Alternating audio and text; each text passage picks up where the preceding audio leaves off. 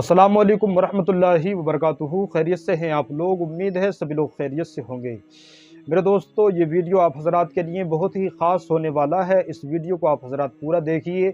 इसके अंदर हम आपको बताएंगे कि अगर पेशाब करने के बाद में कुछ कतरे आते हैं तब नमाज किस तरह से पढ़ी जाएगी, क्या ऐसे ही नमाज हो जाएगी या नहाना पड़ेगा।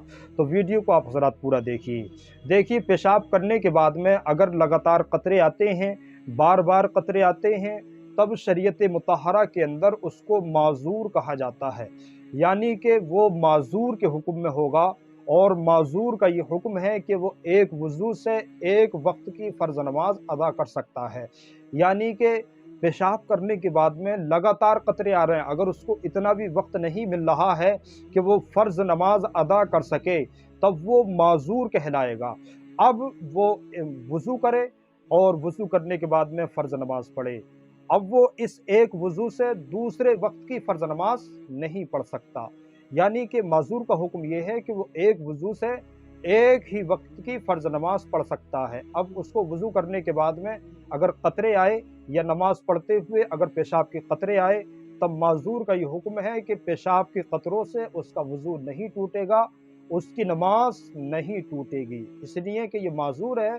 और माज़ूर का हुक्म यही है कि वो हालत वज़ू में अगर वज़ू के बाद में अगर पेशाब के कतरे आते हैं, तब पेशाब के कतरों से उसका वज़ू नहीं टूटता। अगर पेशाब के कतरे आते हैं तब पेशाब के कतरों से उसकी नमाज नहीं टूटती। अब ये तो हो गया उसका हुक्म, जिसको के लगातार कतरे आते हैं, बार बार कतरे आते हैं। अब एक वो मरीज़ है जिसको के बार बार कतरे तो नहीं आते, लेकिन उसको 20 मिनट के बाद में या आधे घंटे के बाद में या 1 घंटे के बाद में जो है उसको कतरा आ जाता है, और पेशाब करने के कुछ देर के बाद में 5-10 मिनट के बाद में उसको पेशाब का कतरा आ जाता है। तब उसके लिए हुक्म क्या है? देखिए, उसके लिए हुक्म ये है कि वो पेशाब करने के बाद में इस्तिब्रा करे। इस्तिब्रा करना उसके लिए वाजिब है, ज़रूरी है। अब ये इस्तिब्रा क्या है? इस्तिब्रा ये है कि पेशाब करने के बाद में कोई ऐसा काम करना जिससे कि जो बचे हुए कतरे हैं वो भी बाहर आ जाएँ।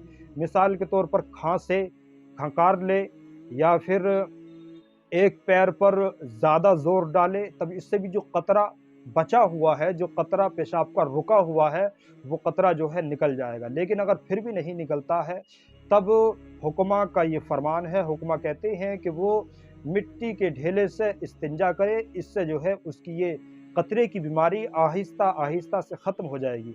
लेकिन अगर इससे भी अगर कतरा बाहर नहीं आता है और फिर कुछ देर के बाद में आ जाता है, तब उसके लिए हुक्म ये है कि वो रुई या कोई कपड़ा वगैरह, सूती कपड़ा वगैरह या टिश्यू पेपर वगैरह पेशाब की जगह पर रख ले। यानी कि पेशाब करने के बाद में और इस्तिब्रा करने के बाद में वो जो है टिश्यू पेपर वगैरह इस्तिंजे की जगह पर रख ले, पेशाब की जगह पर रख ले, जहाँ से कि पेशाब निकलता है उस जगह पर रख ले। इससे ये होगा कि 2-4 कतरे अगर बाहर निकलते भी हैं तो वो आपके कपड़ों पर नहीं लगेंगे, बल्कि वो उस टिश्यू पेपर पर लगेंगे, और या फिर उस सूती कपड़े पर लगेंगे, या आपने जो रुई रखी है उस रुई पर वो पेशाब के कतरे लगेंगे। अब जब आप नमाज़ पढ़ने के लिए जाएँ या आप जब वज़ू करने के लिए जाएँ, तब जो है उस कपड़े को बाहर निकाल दें, उस टिश्यू पेपर को आप बाहर निकाल दें। या आप टिश्यू पेपर वग़ैरह नहीं रख सकते, तब एक नेकर वग़ैरह, यानी कि अंदर का अंडरवियर वग़ैरह आप जो है पहनें। इससे ये होगा कि पेशाब के जो कतरे आपके बाहर निकलते हैं, वो कतरे आपके कपड़ों पर नहीं लगेंगे, बल्कि उस नेकर पर लगेंगे, उस अंडरवियर पर लगेंगे। और जब आप नमाज़ पढ़ने के लिए जाएँ, तब उस अंडरवियर को आप जो है निकाल कर चले जाएँ और आप नमाज़ पढ़ लें। आपकी जो है इसी तरह से नमाज़ हो जाएगी। और ये एक बहुत बड़ी बीमारी है, पेशाब के कतरों की बहुत बड़ी बीमारी है। इसका जो है आप हकीमों से, तबीबों से, माहिर डॉक्टरों से आप जो है इलाज कराएँ। अल्लाह ताला आपको शिफ़ा अता फ़रमाए। और इस वीडियो को अपने दोस्तों के साथ में ज़रूर शेयर करें। अस्सलामु अलैकुम वरहमतुल्लाह।